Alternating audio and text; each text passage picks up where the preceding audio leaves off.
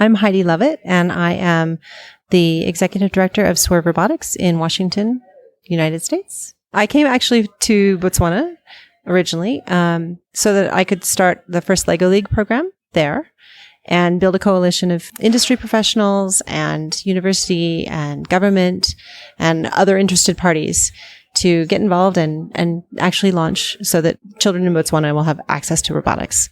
Welcome to the African Tech Roundup, Heidi. Thank you.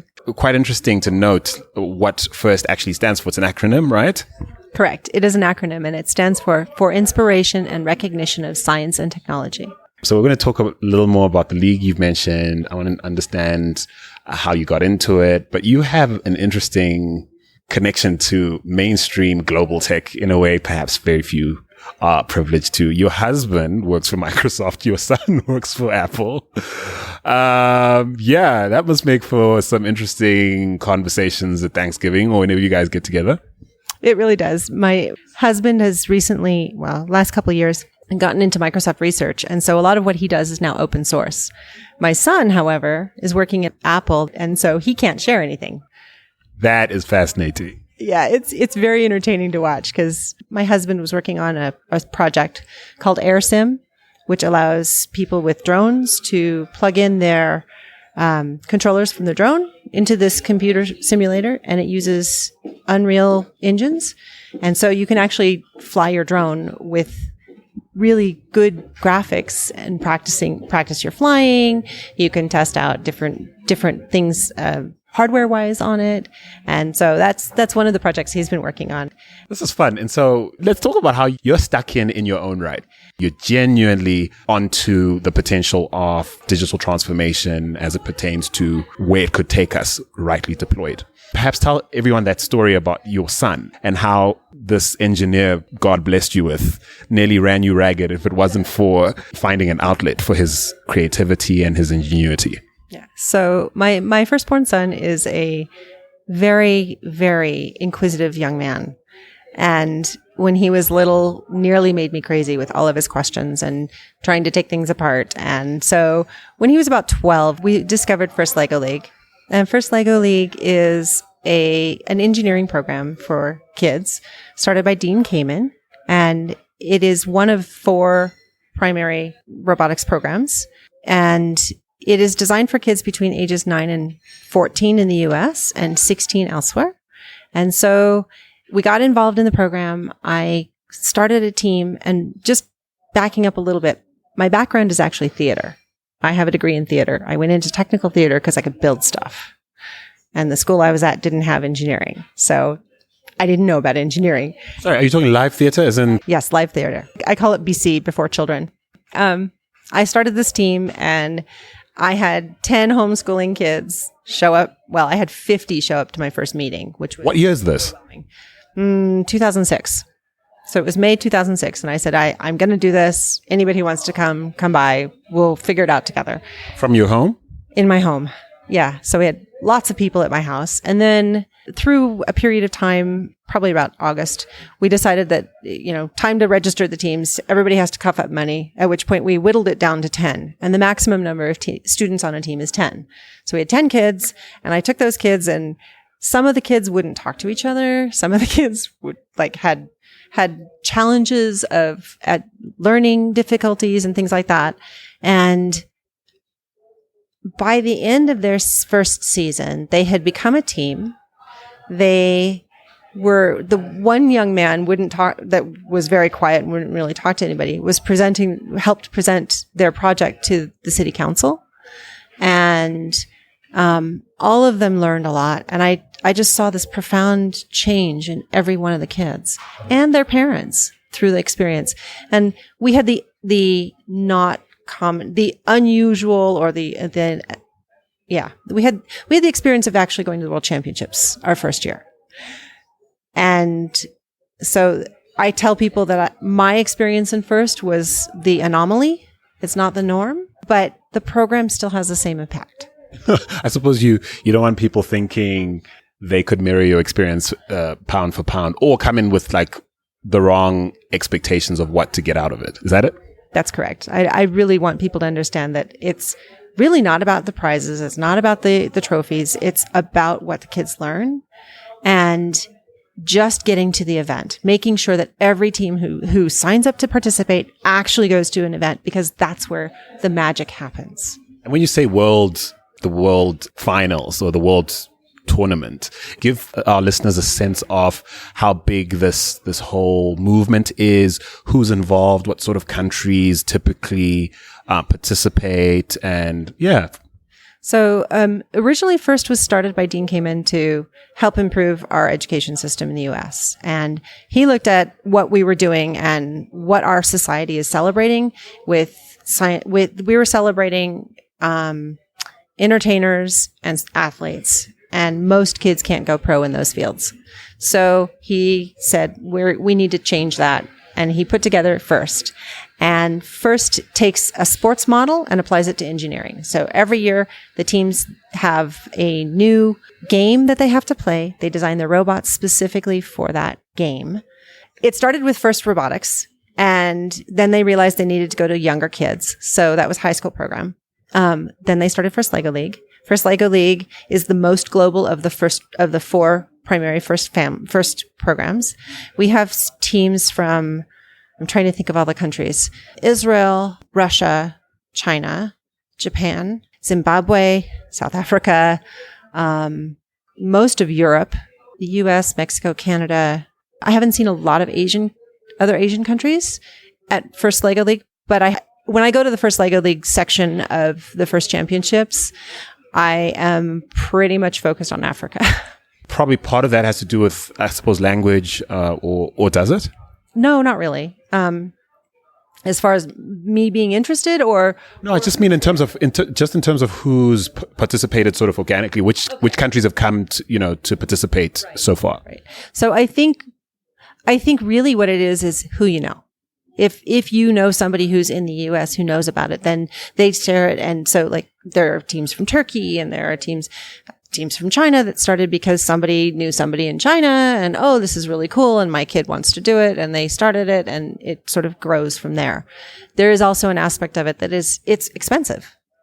This was my next question, which is, I mean, a lot of our listeners are listening in, all over the continent, and they listen to what sounds like an idyllic situation that you have here. I mean, your husband works for one of the world's biggest tech firms, your son another.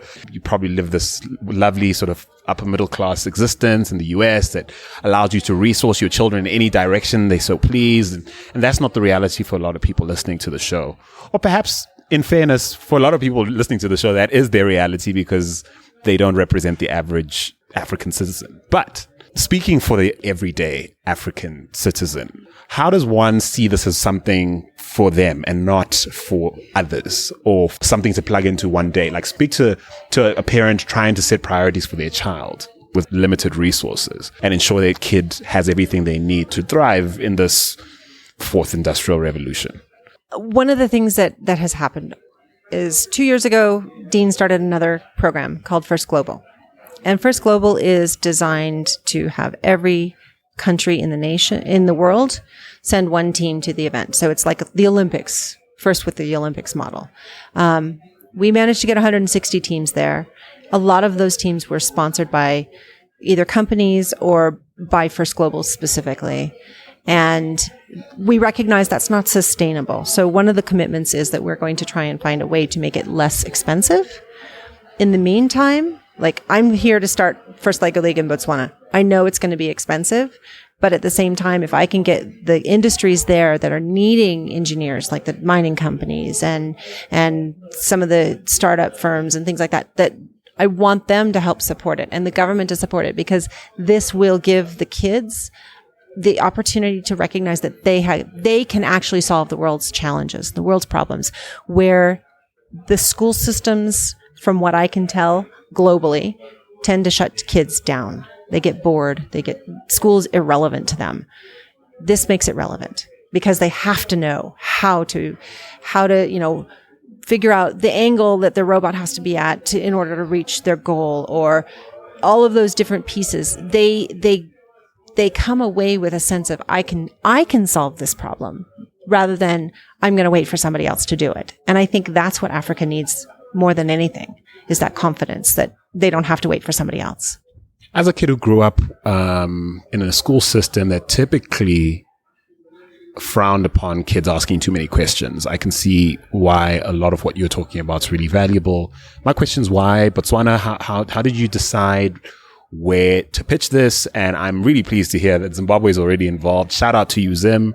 But you did mention that there seems to be some, I suppose, serendipity to which countries find out about it and therefore find maybe a champion or a patron to create a team and take it through. But in your case, I mean, you're coming here to stimulate interest. Why Botswana? It doesn't seem like the obvious place to try and pitch something like this. Well, there are a couple of reasons. One is I know South Africa already has a strong program. They participate in First Lego League and First Tech Challenge. And I don't know if there are teams here in First Robotics. I also know that there's a lot of that. Lego is available here. Botswana is not far from here. Therefore, it'd be easier to get the equipment. I also know that the partner here is willing to support Botswana. So with all of those pieces, we had the right mix to actually make it such that it could be sustainable. And that was my goal. I don't want to be coming here as a colonial saying, hey, you've got to do this and I'm going to force it and I'm going to be the one making it happen. Really, I want it to be empowering the people there to do this because it's not right for me to tell other people how to live. So my connection with Botswana is my uncle was in the Peace Corps in the 60s and met and married the first Miss Botswana. Get out. No joke. And he took her home and since I met her, I thought she was the most beautiful, amazing woman in my life. And I wanted to come to Africa since I was a little girl. And so I finally got to come in 2015 with my family and I fell in love with Botswana. And that's sort of how I was talking with somebody at the lodge that we stayed at. And she was working with the World Bank at the time, and their focus was getting STEM into the schools. And I said, I have an idea. You need to do first. Here's information. And she worked hard to try and get it together, but she didn't really know what she was doing. She did help us to start the first global team from Botswana, which my robotics team at home mentored long distance. And then I met them when they went to the very first ever first global competition. I was there as a volunteer. So I've had this connection and it's just grown and gotten stronger. And I have a number of people who have said, please come to my country. And through First Global, I've met people from other parts of Africa who have teams now because of First Global. And so I think it's going to spread. Speak to people who are skeptical of movements or activities like this, who might be embedded in large corporates, who might right now be in the process of creating priorities for their organizations as far as innovation, how to back it, how to invest in it internally, how early to back young people looking to inhabit digital tech and innovation fields, and who might look at a league like this and this whole first idea and go, why a playground? Is this really the first thing we need to be putting in? And I'm asking this tongue in cheek because I have a feeling about this, but I'd like to know how you think about this and whether or not you've ever had pushback on whether or not this is the smart way to spend money, a clever way to get kids hooked on tech or toying with anything to do with STEM. So what I see in developed nations is that kids are almost born with a phone in their hand, their smartphone, and they're playing with those all the time. But that's not a positive way to interact with the world. They can't really engage in solving problems. So in Africa, they're not born with a phone in their hand, mostly. But these kids, the way that first changes them, it helps them to engage at a younger age. If we don't get kids excited about science and technology, by the time they're third or fourth grade, especially girls, they tune it out.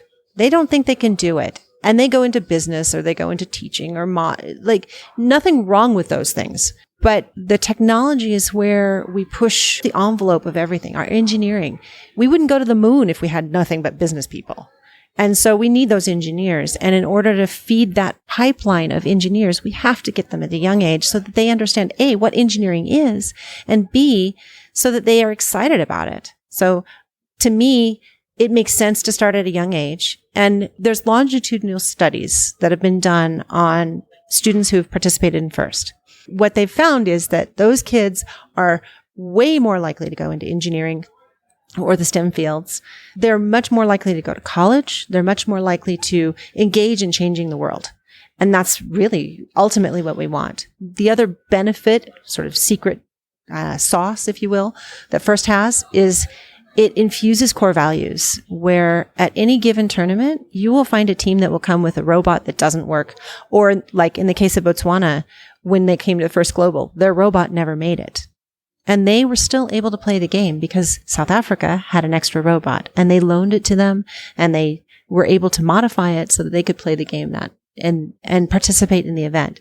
And that totally transformed those kids. They came home different than they went. And that's what I think we need to do. If we really truly want to invest in our population and we want to invest in our workforce and develop a workforce that can think for themselves and problem solve, FIRST is the way to go. Now speak to policymakers. And I don't know to what extent you need policymakers to back your initiative. But I mean, it's also argued sometimes as a criticism of initiatives of every kind. So I often look at some of this criticism and go, guys, well, look, people just want to make things better. But sometimes the criticism is certain interventions actually erode the greater good for most people. Because it sort of siphons the very best and it leaves, the dregs for the rest and all that kind of thing. So I wonder what your thoughts are in terms of policy making corporately around how some of what FIRST achieves through these initiatives can be massaged into the mainstream. There's a place for everyone in FIRST. It doesn't matter whether the kids are engineers by nature or not. I think every kid should participate in FIRST at least once. So to that end, I would say that to the policymakers, they should be supporting it at a mass sort of approach. This could literally be a countrywide thing the National Education Department might back. That's what we're hoping for in Botswana. I wonder about the US. Kids from affluent backgrounds, sort of middle class, upper middle class, must be spoiled for choice around things they can plug into for free. I mean, that makes me wonder how an initiative like FIRST sort of differentiates in that field. It's interesting. In the U.S., I think FIRST is surviving in many ways in spite of the school system. I run a club, 8 teams total, 4 First Check Challenge and 4 First Lego League. And then we're starting a First Lego League junior team, which starts at age 6. So the first programs actually cover from age 6 to 18. And what I see is our club is open to any kid who wants to come. And we do that such that we want to have every kid have opportunity. And a lot of schools don't have a program, or they actually make it harder because they'll tell the school system will say, we're going to do this. And you, lucky teacher, are going to get to be the person that's in charge of it. And you're not going to get extra pay and you're not going to get extra time. And you have to figure it out, but you're expected to do this. And what that means is you have a teacher who's already overworked, underpaid, and stressed, getting more work and not giving the support that they need to actually make it work, because it does take a number of people to help support this team of whatever level. There are school systems that have embraced it. And what they find is, like, in fact, there's a couple of schools that have totally changed their curriculum to be more like FIRST, where the kids are given problems rather than pouring knowledge into their heads, and they're finding that it's revolutionizing their education system. What would you say to parents who are right now, perhaps like me, who've recently watched a documentary on gaming? I watched one on Netflix the other day, and I just thought the overarching narrative in that particular documentary was that this is just incredible for your kid. Like, they learn so much from it, and how amazing that people can make all this crazy money, like competing in sort of leagues and things of that nature. It made me really wonder about some of the subtle narratives we're telling kids about, how they can harness digital tools and platforms to do stuff they love, but also do useful things for the planet. So it's not just gaming. It's kids wanting to be YouTubers now, and everyone wants to be an influencer, and, everyone wants to buy sneakers and trade them. Speak to a parent here whose kid is is making an argument for a new PlayStation or a new Xbox on the basis of this is going to change my life. I'm learning critical skills. I could make a lot of money. There's these amazing leagues I could join. Watch this documentary, Mom. I had that child. You had that child? I have 3 of them. And interestingly, I've also been interested in brain science, and they have found that it actually changes the way they think. So that is true, what they say, in some ways. However, playing video games isn't going to impress. That's not going to cure cancer. That's not going to do a lot of the things that when they get older, they're going to want to have. So I would argue that, yeah, go for it, play games, but do first. Because first does challenge them. It is truly the hardest fun you'll ever have. And it challenges everyone to stretch and grow and to be better people, not just play a game. They are playing a game with the robot. Every program has a new game every year. And so I think there's a balance that has to be drawn, and every family and every parent has to figure out that balance. But it's really easy to get sucked into the world of video games and not really be in the world. And I see too many kids that get into that place. Yeah, I mean, I obviously grew up in a world that didn't necessarily celebrate or help a child or young people in general pursue their strengths, or might have even looked down on the notion that you could enjoy what you do with career wise, that the notion that, your work was meant to be enjoyed was pretty much not taboo, but certainly not a common view. So, but I feel like the pendulum has swung all the way in the opposite direction, where it's like fun at every cost. And yeah, and I suppose it just concerns me that, also the amount of time required to sort of master, say, Minecraft to the point where you can do it competitively or whatever. Like, I don't know that pound for pound, it's the best use of any child's time, however good they get, as far as like improving their skills, critical reasoning, strategy, or whatever it is you think they're getting from it. I would agree. In fact, I would toss the video game industry and the video gaming, like competitive video gaming, into the same category as the arts and entertainment. I mean, arts and sports, professional sports. Yeah, you can go pro, although the reality is not that many people actually do, considering the number of people that play those games. Only so many Oscars every year. Exactly. And every kid can go pro in engineering or science. And, the reality is they're going to want to be doing things that are really, really cool. And the only way to get to those really, really cool things is to do something that is in the real physical world. And like some of the kids that I've worked with are now working at SpaceX or at Blue Origin or at Lockheed Martin or all these different companies that are actually now seeking out. We actually have companies like those that come to the first championships to recruit these high school kids for their companies in future. So I want to close this conversation that's kind of a mic drop moment, the way you just dropped those names. I'm sure people, if they weren't listening at all through this conversation, when they heard those names, they're like, wait a minute, maybe I'll be signing up. So I'm intrigued by how you have a history in theater and the arts. I'm curious to know how that went and certainly the role of first in, I suppose, turning you entrepreneurial in some sense, or maybe that was something you had before.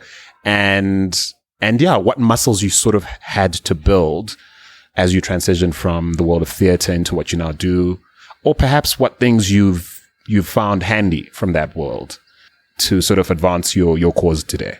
Well, when I started in theater, I chose theater because, like I said, my school, the college I went to did not have any engineering. And where'd you go? I went to American University, which is in Washington, D.C. And I went there thinking I was going to do international relations because I've always had a very global focus. And what I realized is that I hate politics. I hate politics so much. I don't appreciate people being two-faced and lying. And that seems to be a lot of politics. So I dropped that, went to business. That didn't work. And I was hanging out in the theater department because I could build stuff. They were building sets and I could help. So I did that a lot. And finally the technical director said, you do realize you can declare a major in this? And I went, oh, yeah, I guess I could. So I declared my major and I stage managed, and I was a stage manager. We did touring shows and dance programs and all kinds of stuff. And I stage managed all those things. And I learned a lot about management and organization and supporting people in a way that will keep them calm and happy, because frankly, actors are prima donnas in a lot of ways. So those skills came in handy when I went to running a team, because I was doing the same things.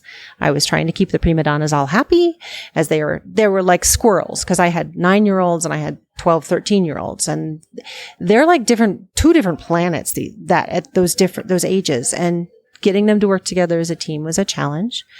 But I worked professionally in theater for a couple of years, and my last professional job, I earned $1 a day, which was not even enough to pay for parking, much less food. And thankfully, I was married to a man who was in tech. And so I stopped that, had kids, and always played with tech because I wanted to be engaged and understanding what my husband was doing. So he tried to teach me C++ programming at one point. And turns out that's not a really good choice when you're pregnant, because the brain doesn't work quite the same. Okay, so I'm told. So, I learned to speak tech, really. And because I could speak tech, I got more and more people in the tech industry talking to me, and I learned more. And then I got into FIRST, and then I learned even more. And I'm the first to say that I am not a programmer. I am not an engineer, but I think I'm learning to think more like those engineers. And so being able to speak what I consider two different languages, the arts and technology, they tie together really well. And it's just a matter of helping the engineers to get over themselves and understand that. And so that's sort of my transition. Not enough is spoken about sort of the transferability of various things you can learn from various schools of academic learning, various professional backgrounds. So it fascinates me when I meet people who reinvent themselves, perhaps in more unexpected ways, sometimes even low-key ways that often go unnoticed. And I imagine that a lot of people will be surprised when they meet you that, as I was, that, you have a theater background, and some people are surprised that I do too, or and that kind of thing. So it's really fascinating to hear how you transition from one thing to the next, and how things, and I encourage everyone listening as well to think about life in that way. And thank you so much for being on the show. We've started publishing other podcasts, but you're the first person I've had a live chat with this year. And so no one can take that away from you. So congratulations for what it's worth. You get an interview. Thank you. No, really, congratulations. Thank you very much for being here. So, if you want information about where FIRST is currently located in the world, you can go to a website called firstinspires.org. And they have on that website, you can learn about all the programs as well as where there are partners. So if there's a partner even near your country, go for it. Look them up, ask them to help you get it started in your country. I do know that Uganda has at least one team. They have a program that was started by a team we're in Seattle area. Zimbabwe their first global team just started a Swerve Robotics team. So they're getting involved even more. They were at the World Championships. Kenya has a program, and they cover most of that part of Africa as well, from what I understand. So it is available. Don't be afraid. Heidi Lovett of Swerve Robotics, thank you so much for being on the African Tech Roundup. Thoroughly enjoyed it. Thank you so much for having me.